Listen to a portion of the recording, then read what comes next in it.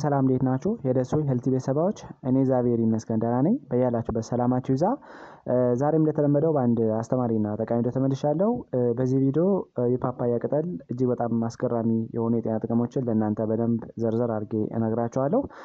ከዛ በፊት ግን ለቻናሉ አዲስ ከሆናችሁ ቻናሉን ሰብስክራይብ ያደርጋችሁ ጀምሮ ነባራዊ ሰዎችም የዩቲዩብ አልጎሪዝም ለብዙዎች እንዲያደርስና ብዙዎችን ስለሚያስተምር ላይክ እና ሼር ማድረጋችሁን አትርሱ። አብራችሁን ቆዩ። ወደ ዋናው ሀሳቤ ስመለስ የፓፓያ ቅጠል በውስጡ እጅግ በጣም አስፈላጊ የሆኑ ቫይታሚኖችን፣ ጸረ ሞቃታማ ኬሚካሎችን፣ ማዕድናትንና የተለያዩ ኢንዛይሞችን በደንብ ፓክድ አድርጎ ስለያዘ ለጤና እጅግ በጣም ተመራጭ ከሆኑ ተክሎች አንዱና ዋነኛው ነው ማለት ነው።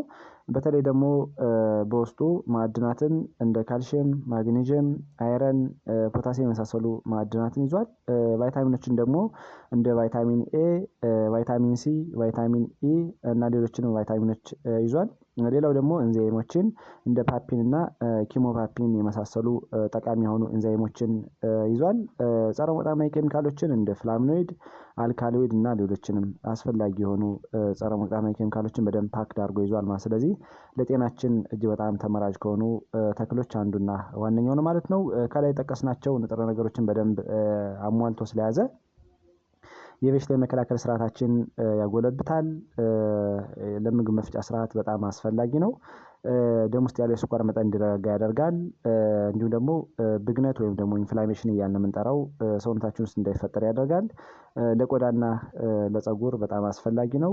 እንዲሁም ደግሞ ጸረ ካንሰር ባህሪ አለው ማለት ነው። ስለዚህ የተለያዩ የካንሰር አይነቶችን በመዋጋት ለካንሰር እንዳንጠቃ ይከላከላል ማለት ነው። ዛሬ እንግዲህ በዚህ ቪዲዮ የፓፓያ ቅጠል እንዴት ነው ለሰውነታችን የሚጠቅመው የሚለውን በስምንት ከፍዬ ለእናንተ ዘርዘር አድርጌ ልንገራችሁ። ቪዲዮውን ሰብስክራይብ ያላረጋችሁ ሰዎች ቪዲዮውን ሰብስክራይብ ያደረጋችሁ እዩ። ነባር ቤተሰቦችም ላይክ እና ሼር ያደረጋችሁ ትብብራችሁ እንዳይለይ ስል ጠይቃለሁ። የመጀመሪያውና አንደኛው ደሙ ውስጥ ያለው የስኳር መጠን እንዲረጋጋ ያደርግልናል ማለት ነው። እንደሚታወቀው የፓፓያ ቅጠል በእንስሳቶች እንደተጠናው መሰረት አዘውትሮ መጠቀምና መውሰድ ጸረ ሞቃታማ ኬሚካሎችን በደንብ ፓክድ አድርጎ ይዛል። ቅድም እንደጠቀስነው እንደ ፍላቮኖይድ፣ ቫይታሚን ኢ፣ ፓፒን የመሳሰሉ በጣም አስፈላጊ የሆኑ ውህዶችን ይዟል። እነዚህ ውህዶች ደም ውስጥ ያለው የስኳር መጠን እንዲረጋጋና እንዲቀንስ ያደርጉልናል ማለት ነው። እንዲሁም ደግሞ የኢንሱሊን ሴንሲቲቪቲን በመጨመር ሰውነታችን አጠቃላይ ጡንቻዎቻችን፣ ሴሎቻችን በአግባቡ ግሉኮስ እንዲጠቀሙ በማድረግ እና ቤታ ሴል በስርዓት ኢንሱሊን እንዲያመርት በማድረግ በቀላሉ ለአይነቱ የስኳር በሽታ ሰዎች እንዳይጠቁና ስኳር በሽተኞችም ብዙ ጊዜ ስኳር መጠናቸው እንዲረጋጋ ያደርግላቸዋል ተብሎ ይታሰባል ማለት። ስለዚህ በመጠኑም ቢሆን የስኳር በሽተኞች ይህንን ኤክስትራክት መጠቀም ይችላሉ ማለት ነው። ስለዚህ በቀላሉ ደም ውስጥ ያለው የስኳር መጠን ፍላክቹዌት እንዳያደርግ እንዲረጋጋ በማድረግ በጣም አስፈላጊ የሆነ ቅጠል ነው ማለት ነው። ሁለተኛ ለምግብ መፈጨት ስርዓት በመደገፍ እጅግ በጣም ትልቅ ሚና አለው። ፓፓያ የተለያዩ ኢንዛይሞችን ይዟል። ለምሳሌ ፓፒን፣ ኪሞፓፒን የመሳሰሉ ጠቃሚ የሆኑ ኢንዛይሞችን ስለያዘ እነዚህ ኢንዛይሞች ማክሮ ኒውትሪየንቶች ወደ ስሞለር ዩኒት ተቀይረው ወይም ደግሞ ምግብ በስርዓት እንዲሰባበር በማድረግ እና በቀላሉ የምግብ መፍጫ ኢንዛይሞች እንዲመረቱ በማድረግ ትልቅ ሚና አለው ማለት ነው። በዚህ መሰረት አጠቃላይ የምግብ መፍጫ ስርዓት ላይ ጋዝ እንዳይጠራቀም፣ የሆድ መነፋት፣ ድርቀት እና ሌሎችም ቁርጠት አይነት ነገሮች እንዳይፈጠሩ በማድረግ እጅግ በጣም አስፈላጊ የሆነ የቅጠል አይነት ነው ማለት ነው። ፓፓያ ብዙ ጊዜ በፋይበር የበለጸገ ስለሆነ አዘውትሮ መጠቀም ሄልዚ የሆነ ዳይጀሽን እንዲኖር ያደርጋል። እንዲሁም ደግሞ ጠቃሚ የሆኑ የአንጀታችን ባክቴሪያዎች፣ የሆዳችን ባክቴሪያዎች ግሮዝ እንዲያደርጉና አላስፈላጊ የሆኑ ባክቴሪያዎች ደግሞ እንዲቀንሱ በማድረግ የምግብ መፍጫ ስርዓታችን የተሻለ እንዲሆን ያደርጋል ማለት ነው። ጥናቶች እንደሚያስረዱት አዘውትሮ የፓፓያን ቅጠል በሻይ መልክ፣ በጁስ መልክ መጠቀም በተለይ ደግሞ የምግብ መፍጫ ስርዓት አጠቃላይ ብስጭት እንዳይኖር፣ የሆድ መነፋት፣ ድርቀት እና ሌሎችም ችግሮች እንዳይፈጠሩ በማድረግ ትልቅ ሚና እንዳለው ብዙ ሪሰርቾች ይደግፉታል ማለት ነው። ሶስተኛ ጸረ ብግነት ባህሪ አለው ወይም ደግሞ አንቲ ኢንፍላማቶሪ ኢፌክት አለው። በተለይ ፓፓያ ቅጠል ላይ ያሉ ኮምፓውንዶች ለምሳሌ እንደ ፓፒን፣ ፍላቮኖይድ፣ ቫይታሚን ኢ በጣም አስፈላጊ ናቸው ማለት በተለይ ሰውነታችን ውስጥ ብግነት እንዳይፈጠር በማድረግ በቀላሉ በመከላከል ደረጃ ትልቅ ሚና አላቸው። ለምሳሌ እንደ አርትራይተስ ወይም ደግሞ መገጣጠሚያ ህመም እንዳይኖር፣ ሪ እና ሌሎችም እንደ ጎት አይነት ነገሮች እንዳይፈጠሩ በማድረግ ማስል ፔን ወይም ደግሞ የጡንቻ ህመም እንዳይፈጠር በማድረግ ስኪን ራሽ ወይም ደግሞ ቆዳ ላይ ሊፈጠሩ የሚችሉ አንዳንድ ራሾችን በመከላከል እና ጆይንት ፔን እንዳይኖር በመከላከል ትልቅ ሚና አለው ማለት ነው። ምክንያቱም በውስጡ በጣም አስፈላጊ የሆኑ ኮምፓውንዶች እንደ ፓፒን፣ ፍላሚኖይድ፣ ቫይታሚን እና ሌሎችንም ንጥረ ነገሮች በደንብ ፓክድ አድርጎ ስለያዘ የተለያዩ መገጣጠሚያ ህመም እንዳይፈጠር ኢንፍላሜሽን ብግነት እያልን የምንጠራው ችግር እንዳይፈጠር በማድረግ አስፈላጊ ነው ማለት ነው።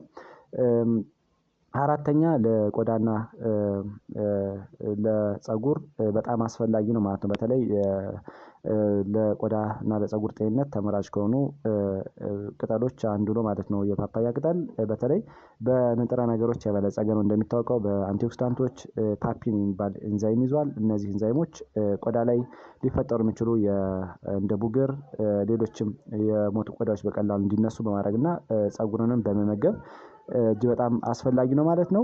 በተለይ ደግሞ ቶፒካሊም የፓፓያ ቅጠልን በማስክ መልክ በመጠቀም በጁስ መልክ በመጠቀም ቆዳ ላይና ስኪን ላይ ሊፈጠሩ የሚችሉ ችግሮችን በመከላከል ደረጃ በጣም ትልቅ ሚና አለው ማለት ነው። እንዲሁም ቆዳ ላይና ፀጉር ላይ የተለያዩ ኦክሲዴቲቭ ስትረስ እያልን የምንጠራቸው ችግሮች እንዳይኖሩ በማድረግም በጣም አስፈላጊ ነው ማለት ነው። የፓፓያ ቅጠል አንቲፈንጋል ፕሮፖርቲ ስላለው ወይም ደግሞ ጸረ ፈንገስ ባህሪ ስላለው ቆዳችን ላይ እና ፀጉራችን ላይ የተለያዩ ፈንገስ አይነቶችን በማጥፋት ይታወቃል ማለት ነው። ፓፓያ በውስጡ አንቲኦክሲዳንቶችን ለምሳሌ እንደ ፍላቮኖይድ፣ ቫይታሚን ኢ፣ ሌሎችንም ፓፒን የመሳሰሉ ጠንካራ የሆኑ ውህዶችን በደንብ ስለያዘ በተለይ ደግሞ ቆዳ ላይ ፊት ላይ ወጣት እንድንመስልና በቀላሉ ቆዳችን እንዳይገረጅፍ የቆዳ መሸፈን በመከላከል ያማረና የተዋበ የቆዳ ከለር እንዲኖረው በማድረግ እንዲሁም ደግሞ ያለ እድሜ የሚመጣን የቆዳ መገርጀፍ በመከላከል ሰዎች የተስተካከለ የቆዳ ከለር እንዲኖራቸው ያደርጋል።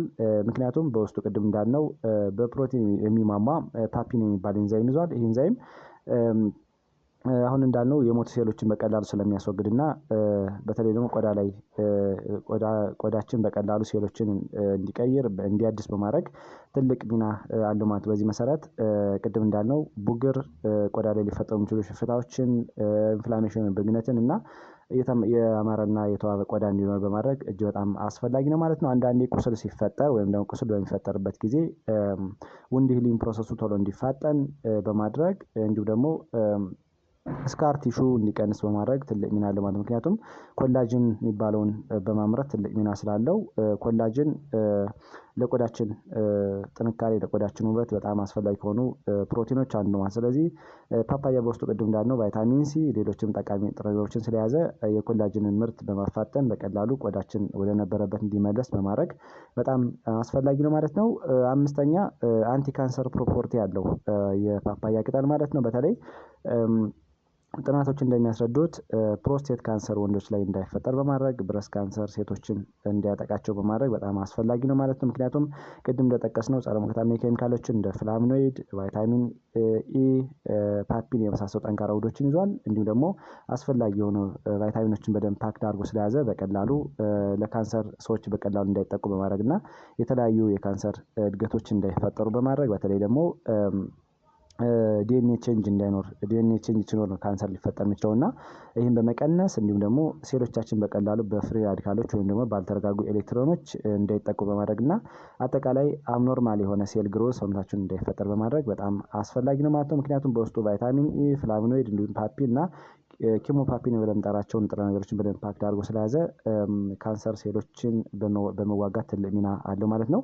ስድስተኛ የበሽታ የመከላከል ስርዓታችን ይደግፋል። በተለይ ፓፓያ ቅጠልን አዘውትሮ መጠቀም ጥናቶች እንደሚያስረዱት የበሽታ የመከላከል ስርዓታችን በውስጡ በማድረግ ሰዎች ኤክስተርናሊም ኢንተርናሊም ሊፈጠሩ የሚችሉ በሽታዎችን በመከላከልና በመዋጋት ትልቅ ሚና አለው ማለት ነው። በውስጡ የፓፓያ ቅጠል ቫይታሚን ኤ፣ ቫይታሚን ሲ፣ ቫይታሚን ኤ የመሳሰሉ እጅግ በጣም አስፈላጊ የሆኑ ቫይታሚኖችን በደንብ ፓክድ አድርጎ ስለያዘ ነጭ የደም ሴሎችን በውስጥ በማድረግ እንዲሁም ደግሞ አጠቃላይ ሰውነታችን የበሽታ የመከላከል ስርዓትን እንዲያዳብር በማድረግ በጣም አስፈላጊ ነው ማለት ነው። ሰባተኛ ለልብና ለአጥንት ጤና እጅግ በጣም አስፈላጊ ነው ማለት ነው።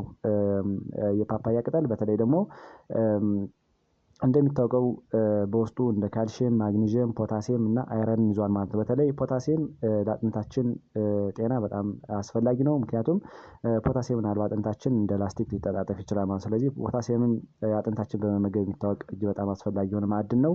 ማግኒዥየም፣ ፖታሲየም፣ አይረን ደግሞ ለልባችን ጤንነት በጣም አስፈላጊ ናቸው ማለት በተለይ ማግኒዥየም የልባችን ጡንቻዎች እንዲዝናኑ በማድረግ ሪላክስ እንዲሆኑ በማድረግ እና ፖታሲየም ደግሞ አጠቃላይ ከፍተኛ የሆነ የሶዲየም ክምችት ካለ እሱን በማስወገድ ከፍተኛ የሆነ የፈሳሽ መጠን ካለ እሱን በመቀነስ የተሻለ የደም ዝውውር እንዲኖረንና ግፊትን በመከላከል ደረጃ ትልቅ ሚና ስላለው ለልባችን ጤና በጣም አስፈላጊ ነው። አይረን ደግሞ የደም ዝውውር እንዲሻሻልና ሆሞግሎቢንና ኦክሲጅን በስርዓት በደም ስሮች እንዲቀሳቀሱ በማድረግ የተሻለ የደም ዝውውር እንዲኖረው የተሻለ ሴሎች ምግብ እንዲያገኙ ኦክሲጅን እንዲያገኙ በማድረግ በጣም አስፈላጊ ነው ማለት ነው። ስምንተኛና የመጨረሻው የፓፓያ ቅጠል ዳንጉ ፌቨር እያልን የምንጠራው የበሽታ አይነት ይህን የበሽታ አይነት በመከላከል ደረጃ በጣም አስፈላጊ ነው ማለት ነው። ዳንጉ ፌቨር ብለን የምንጠራው የበሽታ አይነት እንደሚታወቀው ቫይራል የሆነ መስኪቶ ቦርን ዲዚዝ ሲሆን ብዙ ጊዜ ከፍተኛ የሆነ ፌቨር አለው፣ ከፍተኛ የሆነ የራስ ምታት፣ የጡንቻ ህመም፣ የመገጣጠሚያ ህመም፣ ቆዳ ላይ ሊፈጠር የሚችል ሽፍታና አንዳንዴም የደም መፍሰስ አይነት ሊያስከትል የሚችል በኢንሴክት የሚመጣ የበሽታ አይነት ነው ማለት ነው። ስለዚህ ብዙ ጊዜ ይሄ የበሽታ አይነት ሲከሰት ፕላትሌት እንዲቀንስ ያደርጋል ማለት ነው። ወይም ደግሞ የደም መርጋትን የሚረዳን ፕላትሌት እያለ የምንጠራውን የህዋስ አይነት በመቀነስ ነው ይህ በሽታ የሚታወቀው እና በተለይ ይህን የፓፓያ ቅጠል አዘውትሮ የሚጠቀሙ ሰዎች ፕላትሌት ፕሮዳክሽንን ወደ ነበረበት ሪከቨር እንዲያደርግና ሰዎች ከዚህ በሽታ ቶሎ እንዲያገግሙ በማድረግ ትልቅ ቫልዩ አለው ማለት ነው። በተለይ በዚህ በሽታ የሚጠቁ ሰዎች ብዙ ጊዜ 30 ኤምኤል በየቀኑ ቢጠቀሙ ከበሽታቸው ቶሎ እንዲያገግሙና ወደ ነበሩበት እንዲመለስ በማድረግ በጣም አስፈላጊ የሆነ የቅጠል አይነት ነው ማለት ነው። እንዴት መጠቀም እንችላለን የሚለው ስናይ ደግሞ በጁስ መልክ መጠቀም እንችላለን። ይበቃል ብለን የምናስበውን እርጥቡንም እንዲሁ ደግሞ የደረቀውንም ፓውደር በመረር ስለሚል ሎሚ በመጨመር ብርቱካን በመጨመር ማር በመጨመር መጠቀም እንችላለን ማለት ነው። ሌላው ደግሞ በሻይ መልክ መጠቀም እንችላለን ማለት በተለይ የደረቀውንም ደርቆ የተፈጨውንም እንዲሁ ደግሞ ፍሬሹን ቅጠልም ከ10 እስከ 15 ደቂቃ በማፍላት በሻይ መልክ መጠቀም እንችላለን። እንዲሁም ደግሞ ለቆዳችንና ለፀጉራችንም ማስክ በማዘጋጀት ቆዳችን በመቀባት ፀጉራችን በመቀባት የተለያየ ለውጥ የምናገኝበት እጅግ በጣም አስፈላጊ የሆነ የቅጠል አይነት ነው ማለት ነው። በየቀኑ ምን ያህል መጠቀም እንችላለን የሚለው ስናይ ደግሞ እንደሚታወቀው ደረቁ ከሆነ ደረቁ ነው ፓውደር መልክ ከሆነ 2 የሾርባ ማንኪያ መጠቀም እንችላለን ማለት ነው። እርጥቡን ከሆነ ደግሞ በ15 ኤምኤል በቀን 2 ወይም ደግሞ 30 ኤምኤል በየቀኑ መጠቀም እንችላለን ማለት ነው። ስለዚህ የፓፓያ ቅጠል እጅግ በጣም አስደናቂና አስገራሚ የጤና ጥቅሞች ስላሉት አዘውትረን በአመጋገብ ውስጥ ብናካትት ብዙ ለውጥ የምናገኝበት የምግብ አይነት ነው ማለት ነው። ዛሬ በዚህ ቪዲዮ የፓፓያ ቅጠል አስገራሚ የሆኑ የጤና ጥቅሞችን ለእናንተ በደንብ ዘርዘር አድርጌ ነገርኳችሁ። እናንተም አሪፍ ግንዛቤ አግኝታችኋል ብዬ አስባለሁ። ለሌሎች እንዲደርስ በጎነት ለራስ ነው በሚለው ላይክ እና ሼር አድርጉት። እንዲሁም ቀጣይ የምለቃቸው ቪዲዮዎች ለእናንተ እንዲደርሷችሁ የደወል ምልክቱን መጫን አትርሱ። አመሰግናለሁ። ባይ ባይ።